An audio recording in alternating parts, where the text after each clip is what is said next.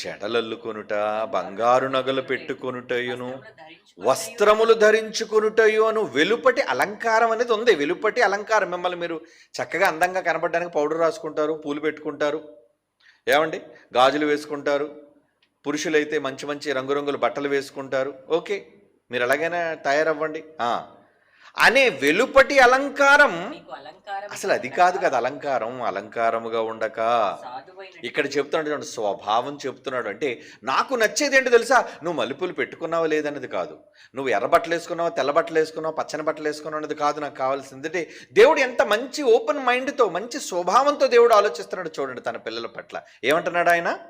సాధువైనట్టియు మృదువైనట్టియునైనా గుణం గుణం గుణం గుణం నీ యొక్క ఆలోచన విధానం, ఆ గుణమనే అక్షయ అలంకారం. అక్షయము అనగా ఎప్పుడు నశించిపోనిది, కంటికి కనిపించనిది, దేవుడు మాత్రమే చూసి అక్షయ అలంకారము గల మీ హృదయపు అంతరంగ స్వభావం. ఎంత క్లియర్గా చెప్పాడు చూడండి. మీ హృదయం, దాని అంతరంగం, దాని యొక్క స్వభావము, అది మీకు అలంకారము.